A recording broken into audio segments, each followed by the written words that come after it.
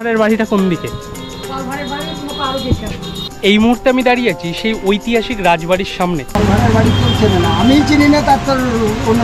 রাজবাড়ি কিন্তু 3টে সময় খোলা থাকে। গোপালভাড়ের বাড়িটা কোথায়?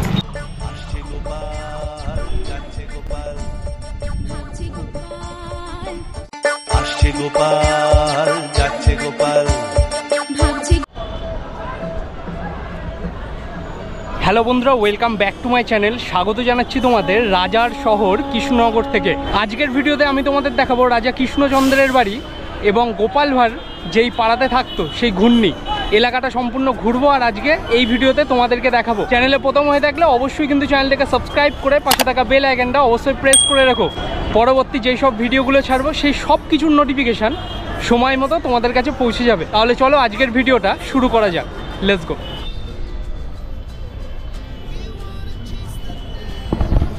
এই মুহূর্তে আমি এখন কৃষ্ণনগরে একটা সুন্দর পাড়ার মধ্যে থেকে যাচ্ছি। কাকু, এইদিকে রাজবাড়িটা কোন দিকে? সোজা গিয়ে বাদিকে। আচ্ছা, ঠিক আছে ঠিক আছে।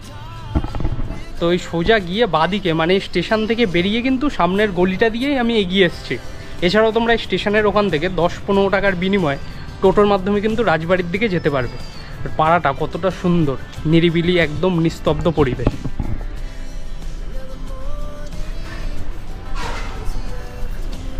এই মুহূর্তে আমি দাঁড়িয়ে আছি সেই ঐতিহাসিক রাজবাড়ির সামনে। আমার সামনে তোমরা এই রাজবাড়িটা দেখতে পাচ্ছ। এটাই হচ্ছে সেই রাজা কৃষ্ণচন্দ্রের সেই ঐতিহাসিক রাজবাড়ি।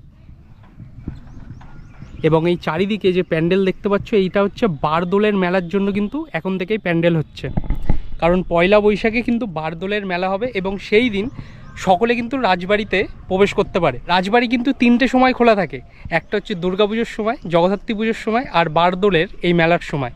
তা তোমরা যদি বারদোলের মেলার সময় মানে পয়লা বৈশাখের দিন যদি তোমরা এখানে আসো তাহলে কিন্তু রাজবাড়ি এন্ট্রি করতে পারবে। কৃষ্ণচন্দ্রের এই রাজবাড়িতেই গোপালভাড় কিন্তু বিভিন্ন সময় আসতেন।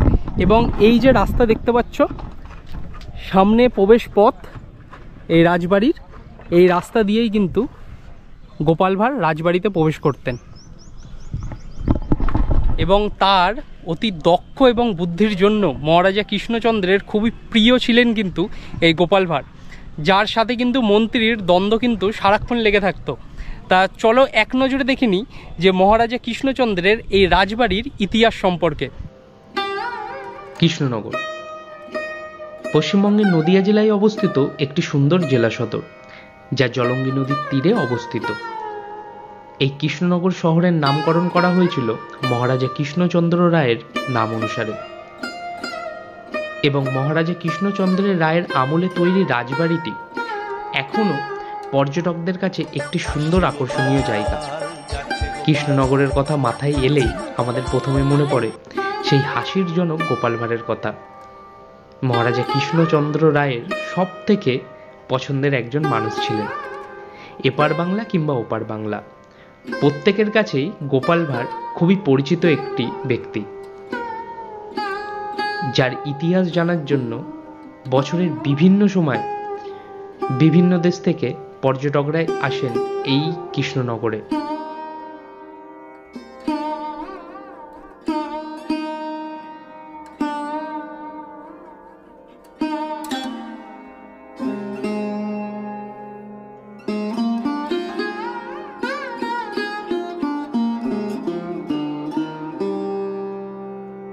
মহারাজা কৃষ্ণচন্দ্রের রাজবাড়ির সম্বন্ধে যা যা জানতাম সব কিছুই তোমাদের সাথে শেয়ার করলাম। এইবারে গোপালভাড় যেই পাড়ায় থাকতেন মানে ঘূর্ণি, ওই এলাকাটার নাম, ওইখানে যাব এখানকার মানুষদের সাথে কথা বলে জানবো যে আদৌ কি গোপালভাড়ের বাড়ি এই ঘূর্ণি এলাকার মধ্যে ছিল কিনা।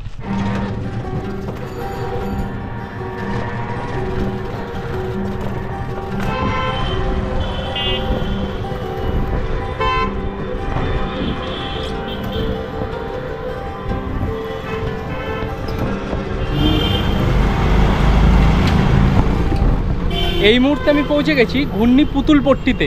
আর এইখানে কিন্তু শুনেছি যে গোপালভাড়ের বাড়ি কিন্তু এইখানেই ছিল, ঘূর্ণিতে।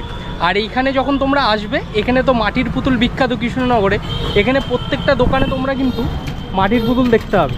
দেখো এখানে কত দোকান আছে, সব কিন্তু মাটির পুতুল কিন্তু বিক্রি করা হয় এই সব দোকানগুলোতে। দেখো বাইরে কত রাখা আছে মাটির পুতুল, এবং এইখানে দেখো কত সুন্দর সব নিদর্শন। আর এইগুলো কিন্তু প্রত্যেকটি মাটির পুতুলের মতনই কিন্তু ধাঁচের তৈরি করা। এইগুলো যদিও বা যেইগুলো দেখলে এইগুলো মাটির পুতুল না, কিন্তু এইখানে অনেক দোকান আছে মাটির পুতুলের।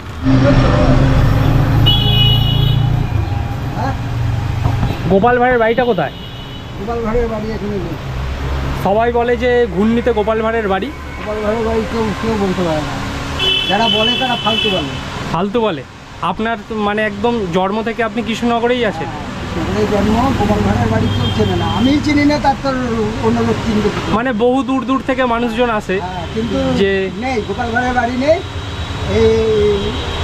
এই রাস্তাতে আচ্ছা, জায়গা আছে, হ্যাঁ, সেখানে একটা মূর্তি করে রেখেছে। মূর্তি করে রেখেছে? হ্যাঁ, মূর্তি করে রেখেছে, ওইখানে লোকে যাওয়া আসা করে। আচ্ছা, মানে এরম কোনো বাড়ি এখনো পর্যন্ত খুঁজে পাওয়া যায়নি? বাড়ি নেই। অনেকে বলছিল যে এইখানে নাকি তোমার একটা পুকুর পাড় আছে, যে গোপাল ভাঁড় ওখানে স্নান করতো এরম, কিন্তু দেখো কৃষ্ণনগরে এই জেঠু কিন্তু কৃষ্ণনগরে তোমার ছোট থেকেই বড় হয়েছে, একদম জন্ম থেকে। তো এখানে কিন্তু গোপাল ভাঁড়ের কোনো অস্তিত্ব পাইনি, কোনো নেই, তাই না? আর মন্ত্রীর বাড়ি এইসব কিচ্ছু নেই এখানে? মন্ত্রীর বাড়িও কেউ বলতে পারে না। আচ্ছা, এইবার রাজবাড়িও আছে, রাজবাড়ি তো দেখেছি। হ্যাঁ, ওইটাই। ওই আর একটা বলে গোপাল ভাঁড়ের এই ঘূর্ণিতে বাড়ি, সেই কারণে এসেছিলাম। ওটা যারা বলে তারা ভুলভাল বলে, মানে আদৌ সত্যি না এটা। স্ট্যাচুটা কি ওই সামনের দিকে পড়বে? এই রাস্তাতে অনেকটা যেতে হবে, অনেকটা যেতে হবে। আর এখানে দেখো যে কৃষ্ণনগরের যে মাটির পুতুল বিখ্যাত, গোডাউন বলে একটা জায়গা আছে। গোডাউন? আচ্ছা, গোডাউনের মানে যে অফিসটা, আচ্ছা, ওইখানে। আর কৃষ্ণনগরে যে মাটির পুতুল বিখ্যাত, এইখানে দেখো কত মাটির পুতুল আছে। দেখো এখানে, এখানে যা যা আছে সব মাটির, কি সুন্দর প্লাস্টার আছে। আচ্ছা, কি দারুণ। গোপাল ভাঁড়ের বাড়িটা কোথায়? গোপাল ভাঁড় হাসির রাজা যে গোপাল ভাঁড়, তার বাড়িটা সবাই বলে যে কৃষ্ণনগরে গোপাল ভাঁড়ের বাড়ি এইদিকে সামনে। আচ্ছা, এখন আমি দাঁড়িয়ে আছি গোপাল ভাঁড়ের বাড়ি যাওয়ার পথে। এরম একটা কিন্তু কালী মন্দির পড়ে, কত সুন্দর দেখো একটা কালী মন্দির পড়ে। এই জায়গাটার নাম কি? আচ্ছা আচ্ছা, বলছি গোপাল ভাঁড়ের বাড়িটা কোন দিকে? আছে কি গোপাল ভাঁড়ের বাড়ি? কি এখনো আছে? বাড়ি নেই, মানে পাড়াটা আছে। কি জায়গাটার নাম কি? আচ্ছা, এখান থেকে কত দূর গোডাউনটা? অনেকটা, টোটো করে যেতে হবে। আমার বাড়ি আপনার কাকিনাড়া, নাম শুনেছেন? আচ্ছা আচ্ছা, হ্যাঁ হ্যাঁ। তা মোটামুটি গোপাল ভাঁড়ের ওই পাড়াটায় গিয়েও কিন্তু লাভ নেই, কারণ ওখানে কিন্তু গোপাল ভাঁড়ের এখনো বাড়ির কোনো অস্তিত্ব নেই, কোনো কিছু নেই, তাই না? আর মন্ত্রীর বাড়ি কি কৃষ্ণনগরেই ছিল? মন্ত্রীর বাড়ি? রাজা তো কৃষ্ণচন্দ্র ছিলেন, গোপাল ভাঁড় সেকেন্ড, আর একজন মন্ত্রী ছিলেন। আচ্ছা আচ্ছা, তা মোটামুটি যারা, হ্যাঁ বিদূষক, হ্যাঁ, তা মোটামুটি যারা এইখানে গোপাল ভাঁড়ের বাড়ি দেখার জন্য আসবে, গোপাল ভাঁড়ের বাড়ি কিন্তু এখানে কোনো অস্তিত্ব নেই। বিভিন্ন জন বিভিন্ন কথা বলে। সামনের যে জেঠুটা বললেন যে গোপাল ভাঁড়ের আজ পর্যন্ত কোনো অস্তিত্ব পাওয়া যায়নি, এবং তিনি নাকি শোনেননি যে গোপাল ভাঁড়ের বাড়ি এখানে ছিল। আবার এইখানে কিছু জনের সাথে কথা বললাম, এইখানে কিন্তু গোপাল ভাঁড়ের বলছে বাড়ি ছিল, কিন্তু বর্তমানে কোনো অস্তিত্ব নেই। তাই তোমরা যারা কৃষ্ণনগরে আসবে, রাজবাড়িটা তোমরা দেখতে পাবে, কিন্তু গোপাল ভাঁড়ের বাড়ির কোনো অস্তিত্ব খুঁজে পাবে না।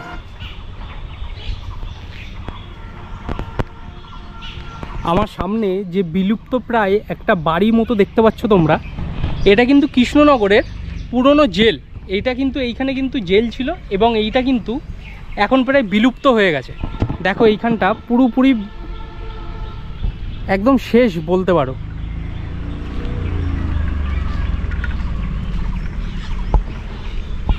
এবং তোমরা গোপাল ভাঁড়ের বাড়ি মানে ঘূর্ণির দিকে যাওয়ার সময় এই কৃষ্ণনগরের পুরনো জেলখানাটা পড়বে, তোমরা কিন্তু এটা দেখতে পারো। এবং এখানে খুব সুন্দর কিন্তু ফটোশ্যুট হবে। জায়গাটা দেখো একবার, কি দারুণ জায়গাটা।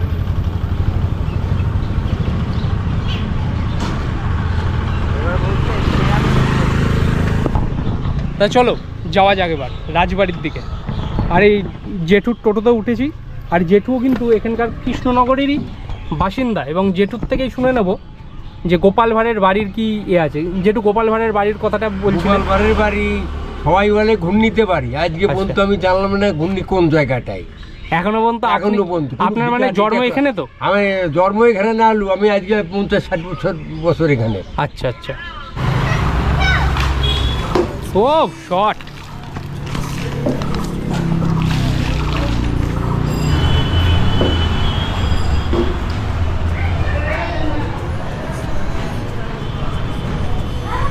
আর এটা কিন্তু একদম রাজা কৃষ্ণচন্দ্রের রাজবাড়ির একদম পাশেই কিন্তু অবস্থিত। এই জায়গাটার কথাই বলছিলাম, এই জায়গাটা দেখো কতটা সুন্দর, এই জায়গাটা একদম পিসফুল। এখানে অনায়াসে কত ভালো টাইম স্পেন্ড করা যাবে দেখো। ওয়াও। ভিডিওটা আজকে এখানেই শেষ করছি। রাজা কৃষ্ণচন্দ্রের বাড়ি তো তোমাদের দেখালাম, কিন্তু গোপাল ভাঁড়ের বাড়ির সম্বন্ধে অনিশ্চয়তা এবং বিগ কোশ্চেন মার্ক কিন্তু রয়েই গেল। যারা কৃষ্ণনগর থেকে আমার ভিডিওটা দেখছো, অবশ্যই কিন্তু তোমাদের ওপিনিয়নটা জানিও যে তোমরা আদৌ গোপাল ভাঁড়ের বাড়ি খুঁজে পেয়েছো কিনা কখনো। দেখা হচ্ছে পরের ভিডিওতে। সকলে ভালো থেকো, সুস্থ থেকো, আর এইভাবেই আমার সাথে বিভিন্ন জায়গায় ভ্রমণ করতে থাকো। Keep support me guys, take care, and আজকের জন্য টাটা ফ্রম কৃষ্ণনগর।